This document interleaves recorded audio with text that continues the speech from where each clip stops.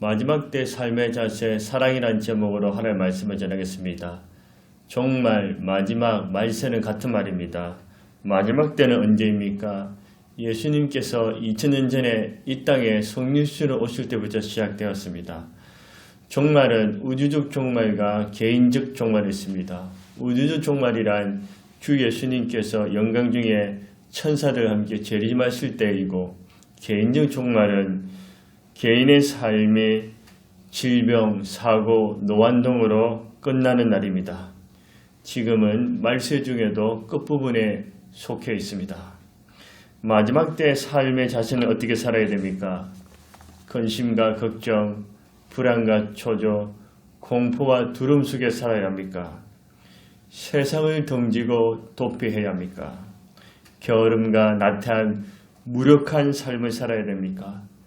내일 죽을 터니 먹고 마시고 즐기며 타락함과 방탕함으로 온갖 죄를 지으면서 살아야 합니까? 결코 그렇지 않습니다.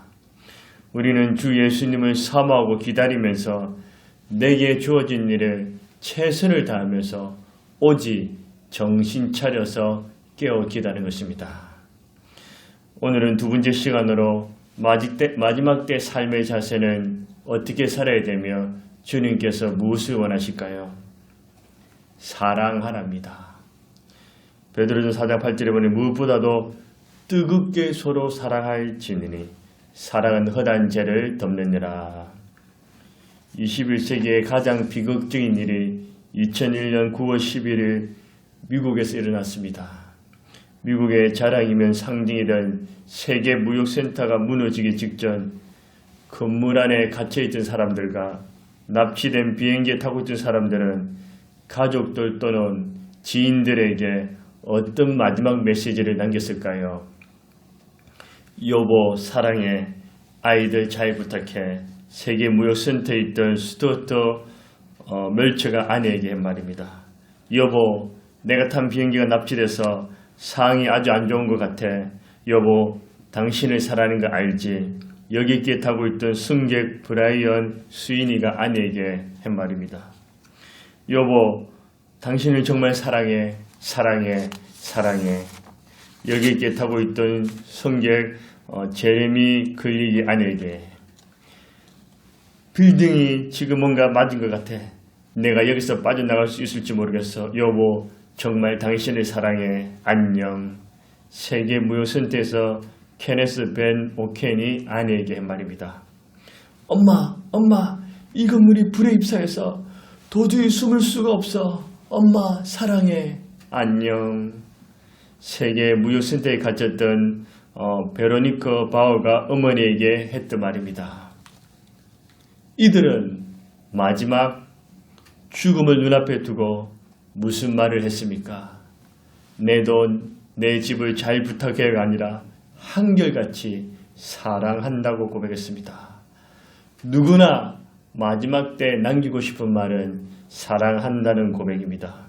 저도 저희 아버지 임종하실 때 드린 말씀도, 아버지께서 저에게 하신 마지막 말씀도 사랑해입니다. 사람은 어떤 사람으로 기억되고 싶을까요? 사랑의 사람으로 남고 싶습니다. 우리는 바람처럼 왔다가 바람처럼 사라지면 아침 안개같이 잠시 있다가 떠나는 짧은 인생을 살면서 사랑하고 섬기며 축복하기도 부족한데 서로 잘났니 못났니, 더 가졌니 못 가졌니, 죽이니 살리니 원망하고 불평하며 시기 질투하면서 살아가시겠습니까? 숨 쉬는 동안 하나님이 내게 생명을 주신 그 동안에 내게 주어진 소중한 사람들을 마음껏 사랑하며 섬기며 기도하면서 살아야 되지 않겠습니까? 사랑하는 사람이 언젠간 내 곁에 떠난 날 후회하게 됩니다. 그러니 있을 때 사랑하고 도와주고 섬기며 잘하시기를 주님의 이름으로 부탁드립니다. 이 세상에서 사랑보다 더 위대하고 아름다운 것은 없습니다.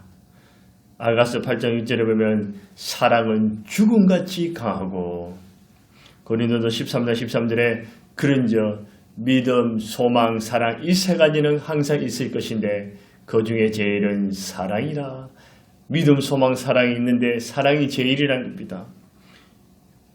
요한복음 15장 12절 14절에도 내 계명 곧 내가 너에게 사랑같이 너희도 서로 사랑하라 하는 이것이니 사람이 친구를 위하여 자기 목숨을 버리면 이보다 더 큰 사랑이 없나니 너희는 내가 명한 대로 하면 곧 나의 친구들아. 예수님이 우리를 사랑한 것처럼 너희들도 서로 사랑하 말씀. 그러면서 친구인 내가 너희를 위해 목숨을 버린 것처럼 이 세상에 가장 큰 사랑은 친구를 위해서 목숨을 버리는 사랑이라고 주님이 말씀하셨습니다. 그럼 구체적으로 어떻게 서로 사랑하며 살아갈 수 있을까요? 뜨겁게 서로 사랑하랍니다. 8절에 보니 무엇보다도 뜨겁게 서로 사랑할지니라. 구약시대 많은 계명 중에서 가장 큰 계명은 무엇입니까? 10계명입니다. 10계명은 1에서 4계명은 하나님을 사랑하는 것이고 5에서 10계명은 이웃을 사랑하는 것입니다. 신약시대의 가장 큰 계명은 무엇일까요? 그것도 하나님 사랑과 이웃 사랑입니다.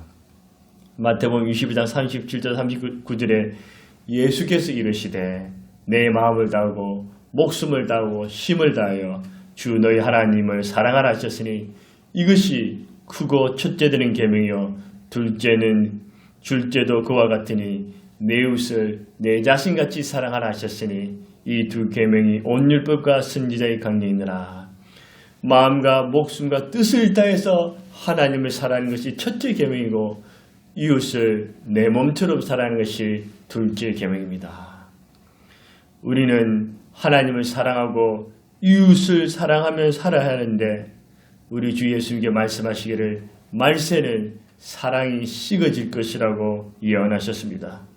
마태복음 24장 11절 12절에 보면 거짓 선지자가 많이 일어나 많은 사람을 미혹하겠으며 불법이 성함으로 많은 사람의 사랑이 식어지리라.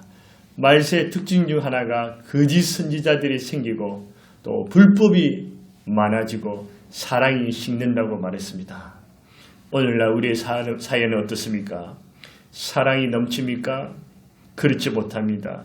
미움과 정오, 시기와 질투, 이기심과 욕심, 탐욕, 다툼과 분열, 싸움과 폭력과 살인, 거짓과 속임, 사기, 교만과 자랑, 원망과 불평, 엄난과 간음, 술취함과 방탕, 우상숭배, 불순종과 불신, 기근, 자연재해, 전쟁과 테러, 전염병 등으로 사람들은 서로 사랑하기보다는 자기만 살 길을 찾고 다른 사람을 미워하면서 살아가고 있습니다. 사탄은 피조물이지만 어느 정도 기적과 능력을 행할 수 있습니다. 병도 고치고 작은 귀신들을 쫓아내기도 합니다. 인간이 원하면 인간에게 돈과 권력과 힘, 명예, 인기와 출세, 성공과 건강을 줄 수 있습니다. 그러나 사탄이 결코 줄 수 없고 할 수 없는 것이 하나 있습니다. 그것은 바로 사랑을 할 수가 없습니다. 하나님은 사랑이시지만 사탄은 미움, 거짓 그 자체입니다. 사랑은 오직 하나님의 성품이며 하나님의 속한 고유의 행위입니다. 하나님은 사랑이시면서 사랑이 충만하신 분입니다. 영원부터 영원까지 사랑의 하나님이십니다. 요한복음 3장 16절에 하나님이 세상을 이처럼 사랑하사 독생자를 주셨으니 이는 저를 믿는 자마다 멸망치 않고 영생을 얻게 하랍니다. 하나님이 우리를 너무나 사랑하셔서 독생자를 주셨습니다. 요한일서 4장 10절에도 사랑은 여기 있으니 우리가 하나님을 사랑한 것이 아니요 하나님이 우리를 사랑하사 우리들을 속하게 하여 화목제물로 그 아들을 보내셨습니다. 하나님 우리를 사랑하셔서 그 아들을 보내주셨습니다. 예수님이 우리를 사랑하셔서 십자가에 죽어주셨습니다. 하나님이 살아계신 것처럼 하나님의 사람, 하나님의 자녀들은 마땅히 사랑하면서 살아야 합니다.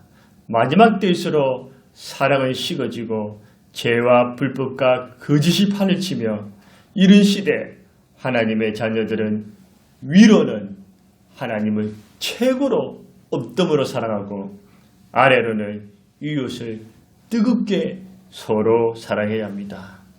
초대교회 그리스도인들은 가진 것이 많지 않고 말할 수 없는 핍박과 박해 시련 속에서도 사자의 밥이 되고 참수당하는 순교장에서도 고난의 칼바람 속에서도 카타콤의 어두운 지하 동굴술에서도 그들은 뜨겁게 서로 사랑했습니다. 베드로는 고난당하는 성도들에게 무엇이라고 권면합니까? 뜨겁게 서로 사랑하라고 말합니다. 뜨겁게 서로 사랑하는 말씀은 무슨 말씀이실까요? 운동선수가 올림픽 금메달을 향해 뒤도 안 돌아보고 전력을 다해 질주하는 모습입니다. 이처럼 사랑을 열심을 다해 힘을 다해 최선을 다해 끝까지 서로 사랑하는 뜻입니다.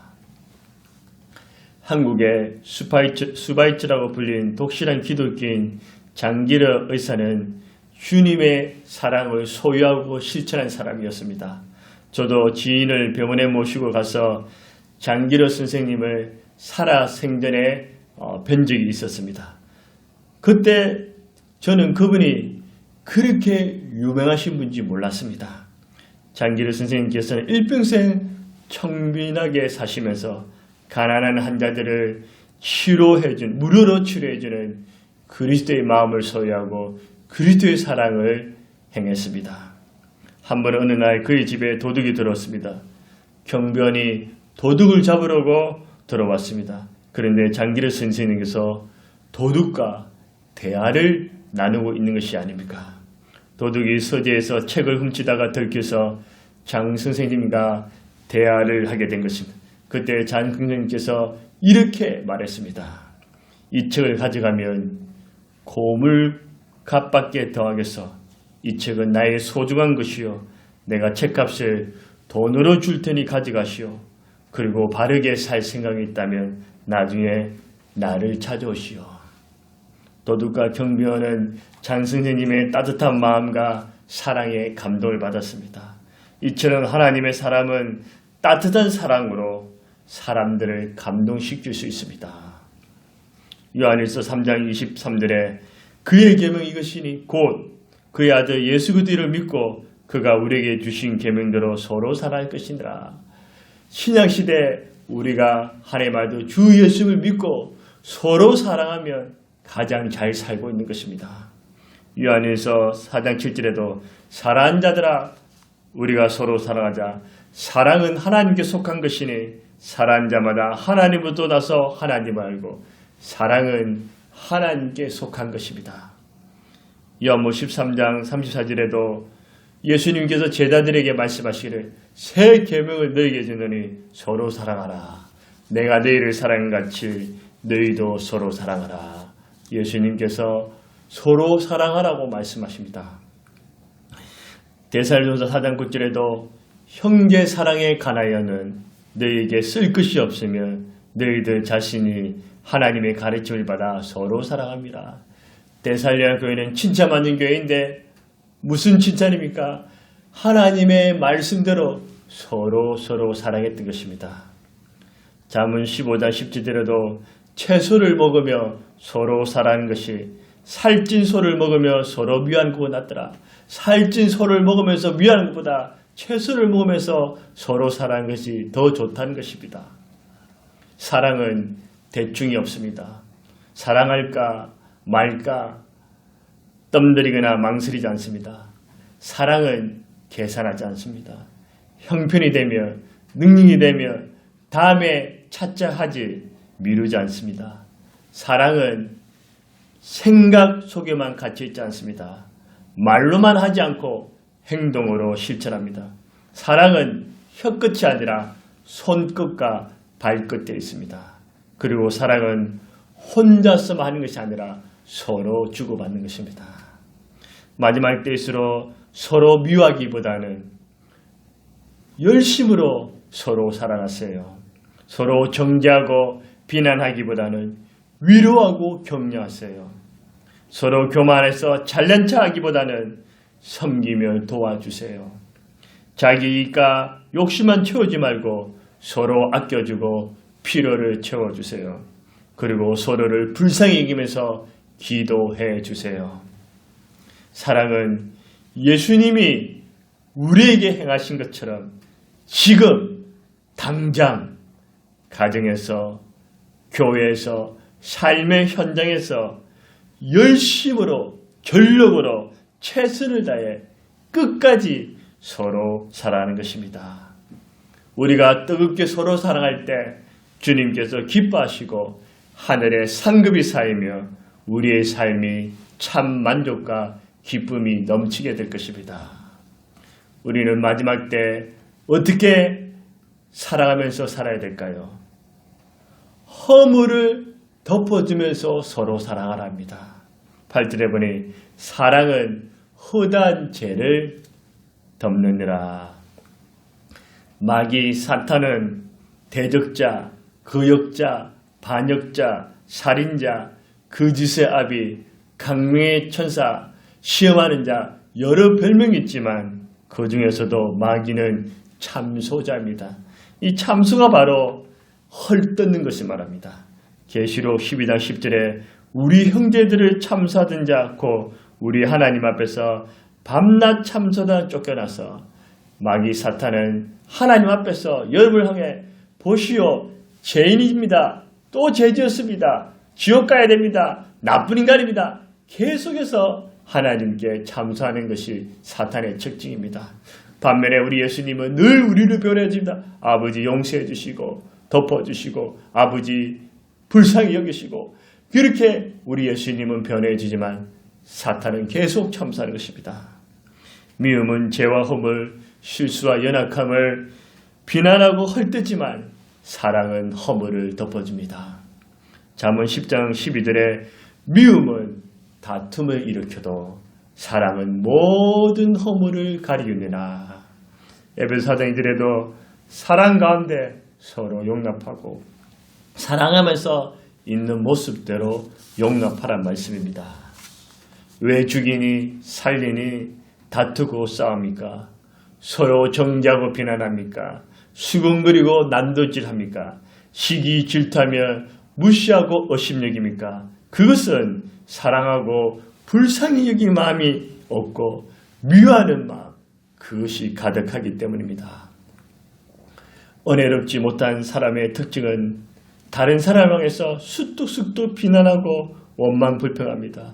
상대방에 깎아내리고 허물을 덜쳐내고 상처와 고통을 줍니다. 은혜로운 사람은 다른 사람을 위로하고 격려합니다. 감사하고 축복하는 말을 합니다. 상대방을 존경하고 세워줍니다. 허물을 덮어주고 기도해 줍니다. 여러분은 어떤 종류의 사람입니까?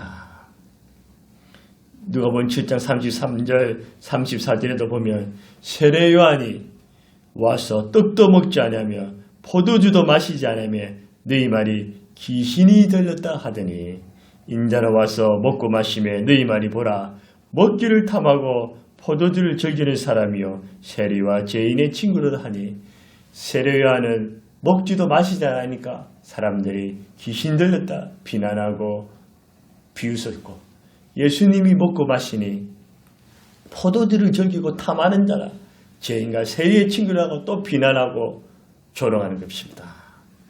우리 예수님께서 우리가 지은 죄마다 지적한다고 우리는 부끄러워서 주님 앞에 설 수 없습니다. 주님은 사랑이시고 우리 죄를 대신해서 죽어주셨기에 우리의 죄를 자신의 보배로운 피로서 용서하시고 죄와 허물을 덮어주셨습니다. 에베소서 2장 1절에 보면 허물과 죄로 죽었던 너희를 살리셨더라. 예수님이 우리를 죄와 허물에서 살려주셨습니다. 시편 31절에도 허물의 사함을 받고 자신의 죄가 가려진 자는 복이 있도다. 우리도 예수님의 용서와 사랑을 받은 자로서 형제 자매들의 연약함과 허물을 덮어줘야 합니다. 그렇다고 불법과 잘못을 비호하라는 말이 아닙니다. 모든 범죄의 결과는 하나님만이 홀로 공의롭게 심판하십니다. 인간은 심판자가 아닙니다. 하나님은 우리가 믿고 의지할 대상이고 인간은 믿고 의지할 대상이 아니라 불쌍히 여기며 사랑할 대상입니다. 어릴 적에 밤에 잠을 잘 때면 이불을 차버리고 배를 들여대고 잡니다. 그러면 신기하게도 자고 일어나면 이불이 저의 배를 덮고 있습니다. 그것은 어머님께서 밤새도록 아들이 이불을 차고 자면 혹시나 감기에 걸릴까 배가 아플까봐 이불을 덮어주신 것입니다. 어머니의 사랑과 돌보심입니다. 저도 부모가 되고 아버지가 되어보니 아이들이 어릴 때 잘 때 너무 더우며 조금 시원하게 해주고 추우면 따뜻하게 해줍니다. 이불을 차고 자면 혹시나 아이가 감기에 걸릴까 배가 아플까 싶어 자다가 몇 분에 일어나서 아이들의 이불을 덮어줍니다. 어머니께서 나에게 행하신 것처럼 저도 자녀들에게 행한 것입니다. 이것은 마치 우리가 우리 형제 자매들의 허물을 덜쳐내지 아니하고 사랑으로 돌봐주고 감사주는 모습입니다. 성경에서 허물을 덮어준 사람과 그렇지 못한 사람의 차이점을 보여줍니다. 시므이라는 사람이 있는데 다윗이 잘 나갈 때는 옆에서 아부와 아첩을 하다가 다윗이 실수로 죄를 범하고 왕궁에서 쫓겨나 피난 갈 때는 다윗을 불쌍히 여기기보다는 이때다 하고 다윗을 비웃고 욕하고 조롱하고 저주합니다. 다윗은 시므이를 용서하지만 나중에 하나님은 이것을 기억해서 공의로 악한 시므이가 죗값으로 죽게 됩니다. 반면에 바르실레는 쫓겨난 다윗을 불쌍히 여기며 다윗과 그의 사람들에게 자기 재산을 아낌없이 바쳐서 물과 양식과 떡을 가지고 지극정성으로 사랑을 실천합니다. 나중에 다윗이 왕궁으로 돌아와서는 바르실레와 그의 자손들에게 은혜를 갚습니다. 솔로몬 때도 그의 선행과 사랑을 기해서 그 자손들에게 사랑과 친절을 베풀어 줍니다.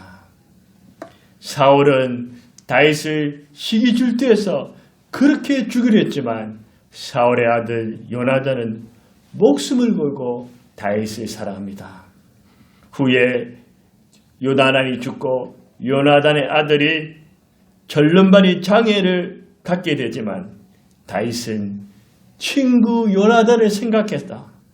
요나단의 아들을 일평생 왕의 상에서 먹게 하고 그에게 필요한 제사를 덤뿍 줍니다. 노아의 아들 함은 술 취한 아버지를 수치와 허물을 드러내서 고자질하지만 셈과 야벳은 아버지의 부끄러움을 사랑으로 덮어줌으로써 함의 자손은 저주를 받고 셈과 야벳의 자손은 축복을 받습니다. 바리새인과 그의 일당들도 죄인인 한 여자를 보고 돌로 쳐 죽이자면서 비난하고 정죄하지만 우리 예수님은 죄인인 한 여자의 수치와 부끄러움을 사랑으로 덮어주고 용서해 줍니다. 우리도 예수님의 한없는 용서와 긍휼과 사랑을 받은 자로서 가족, 형제자매, 친구, 이웃들을 허물을 덮어주면서 존귀 여기고 서로 사랑하도록 합시다. 미움은 허물을 까발리지만 사랑은 허물을 덮어줍니다. 우리가 형제 자매들의 허물을 덮어주면 주께서도 우리의 허물을 덮어주십니다. 우리가 형제 자매를 긍휼히 여기면 주께서 우리를 긍휼히 여기십니다. 주님이 오실 마지막 날이 가까울 때 우리는 어떤 삶의 자세를 살아야 됩니까? 서로 미워하고 싸우며 사시겠습니까? 시기, 질투, 원망, 불평하시겠습니까? 죽이니 살리니 보니 안 보니 하시겠습니까? 또는 다른 사람이 죽든지 고통의 속에서 괴로워하든지 나는 모른다. 나만 잘 먹고 잘 살면 된다. 나만의 이기심과 욕심, 배부름을 위해서 살아가시겠습니까? 아니면 우리가 사랑하고 사모하는 주 예수님을 기다리면서 예수님이 우리를 사랑하신 것처럼 우리도 형제자매를 뜨겁게 서로 사랑하며 허물을 덮어주면서 사랑하지 않으시겠습니까?